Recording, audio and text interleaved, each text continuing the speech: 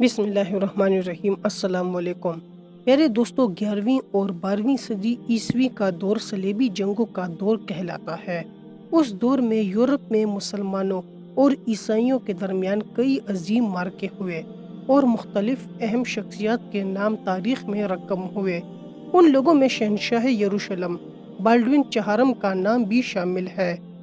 پہلی صلیبی جنگ کے بعد 1199 میں یروشلم پر ایک صلیبی سلطنت قائم ہوئی جسے لیٹن کنگڈم آف جیروسلم کہا جاتا تھا۔ بالڈوین چہارم اس سلطنت کا چھوٹا شہنشاہ تھا جس نے 1174 سے 1185 عیسوی تک حکومت کی تھی۔ پیارے دوستو، بالڈوین چہارم 1161 عیسوی میں یروشلم میں پیدا ہوا۔ وہ شہزادی اگنس کا دوسرا بیٹا اور شہنشاہ بالڈوین سوم کا چھوٹا بھائی تھا۔ بالڈوین 9 سال کی عمر میں ایک دن اپنے ہم عمر دوستوں کے ساتھ کھیل رہا تھا کہ اس کے دائیں بازو پر چوٹ لگنے کی وجہ سے خون بہنے لگا، لیکن اس زخم کا بالڈوین کو درد محسوس نہ ہوا۔ بالڈوین کے استاد ولیم آف ٹائر نے یہ منظر دیکھا تو اسے شک ہوا کہ یہ ننھا شہزادہ کوڑ کے مرض میں مبتلا ہے۔ پیارے دوستو، جذام کے مرض کے شکوک و شبہات کو مد نظر رکھتے ہوئے شاہی طبیبوں سے شہزادہ بالڈوین کا علاج کروایا گیا، لیکن کوئی خاطر خواہ افاقہ نہ ہوا۔ تخت کا اکیلا وارث ہونے کی وجہ سے بالڈوین کی بیماری کو سب سے خفیہ رکھا گیا۔ 1174 عیسوی میں بالڈوین کے باپ کی اچانک موت واقع ہو گئی اور بالڈوین صرف 13 سال کی عمر میں یروشلم کی مسیحی سلطنت کا شہنشاہ بن گیا۔ شہنشاہ بالڈوین چہارم کی ایک بہن تھی جس کا نام سبیلا تھی۔ پیارے دوستو، شہزادی سبیلا حسن اور خوبصورتی کا مرکہ تھی۔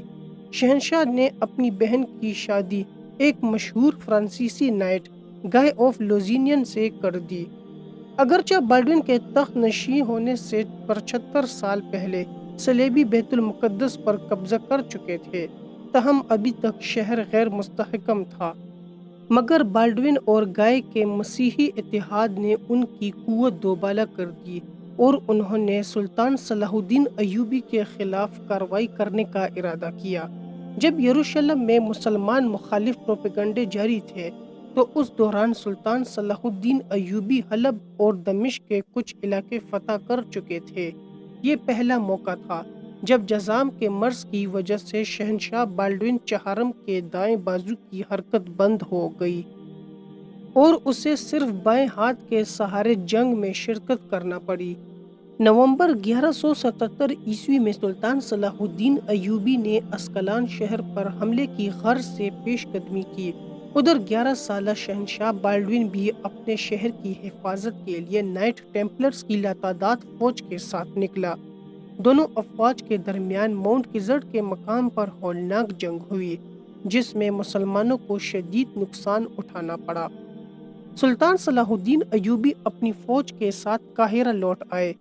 پیارے دوستو، رومی شہنشاہ بالڈوین کی یہ پہلی کامیابی تھی، لیکن اس فتح کی خوشی زیادہ دیر قائم نہ رہ سکی، کیونکہ سلطان صلاح الدین ایوبی نے بھرپور تیاری کر کے 1169 میں موجودہ لبنان کے علاقے مجیون میں بالڈوین کی افواج کو عبرتناک شکست سے دوچار کر دیا۔ اب بالڈوین پر کوڑ کے مرض کا شدید غلبہ ہو چکا تھا۔ رومی شہنشاہ اب بالکل لاغر ہو چکا تھا، اس کے اعصاب جواب دے چکے تھے، آنکھوں کی بینائی ختم ہو گئی تھی اور چہرہ مسخ ہو چکا تھا۔ بالڈوین اتنا مفلوج ہو گیا کہ اسے کئی سپاہی اٹھا کر چلتے تھے، لیکن ابھی تک ذہنی اعتبار سے وہ ٹھیک تھا۔ بالڈوین جذام کی بیماری کی وجہ سے بالڈوین چہارم کو آج تک کوڑی شہنشاہ کے نام سے یاد کیا جاتا ہے۔ جذام ایک قسم کا مرض ہے جس میں انسان کے ہاتھ اور پاؤں کے پٹے یعنی مسلز مفلوج ہو جاتے ہیں اور انسان اندھا ہو جاتا ہے۔ جذامی بادشاہ بالڈوین اپنی اس کمزوری کو چھپانے کی غرض سے اکثر اپنے ہاتھوں اور بازوؤں پر دستانے چڑھائے رکھتا، جبکہ چہرے پر جذام کے اثرات کی وجہ سے چاندی کا ماسک پہنا کرتا تھا۔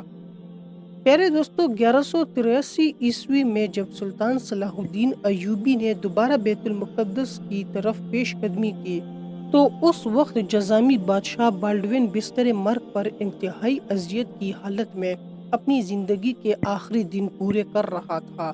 بدقسمتی سے بالڈوین کی کوئی اولاد بھی نہیں تھی، اس لیے اس نے اپنے بہنوئی گائے آف لوزینین کو صلیبی فوج کا کمانڈر مقرر کیا اور اپنے 5 سالہ بھتیجے بالڈوین پنجم کو سلطنت یروشلم کا اگلا شہنشاہ منتخب کیا۔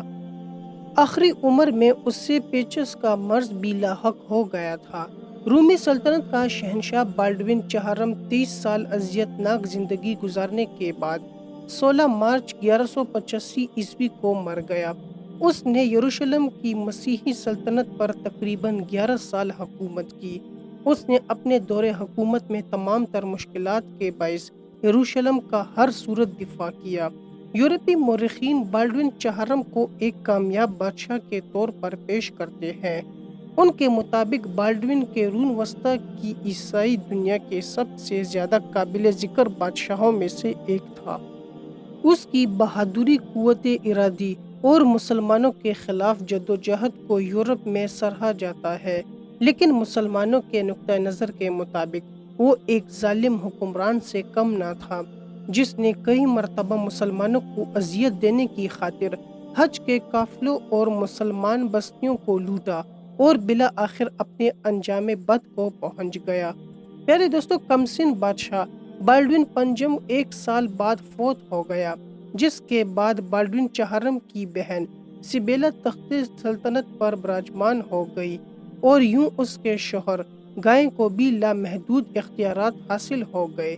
لہٰذا انہوں نے آس پاس کے عیسائی قلعے داروں کے ساتھ مل کر سلطان صلاح الدین ایوبی کے خلاف بہت بڑا لشکر تیار کیا، مگر عیسائیت کے نام لیواؤں کی یہ عظیم جمعیت انہیں کچھ فائدہ نہ دے سکی، اور مسلمانوں کے سلطان نے عیسائیوں کی متحدہ قوم اور اس متحدہ لشکر کو 1187 میں جنگ حطیم میں تاریخ ساز شکست دی اور بیت المقدس سے صلیب کا پرچم اتار کر اسلام کا علم لہرا دیا۔ جی تو پیارے دوستو، ہم امید کرتے ہیں کہ آپ کو ہماری آج کی ویڈیو پسند آئی ہوگی۔ اگر آپ کو ہماری ویڈیو پسند آئی ہے تو آپ سے گزارش ہے کہ ہمارے چینل کو لائک اور سبسکرائب کر دے اور بیل کے بٹن کو بھی آن کر دے۔ آپ سے ملاقات ہوگی ایک نئی معلوماتی ویڈیو میں۔ دیکھتے رہیے ہمارے چینل کو۔ آخر میں اللہ تعالیٰ سے دعا ہے کہ اللہ تعالیٰ ہمیں اچھے کام کرنے کی توفیق عطا فرمائے اور ہمارا خاتمہ ایمان پر کرے۔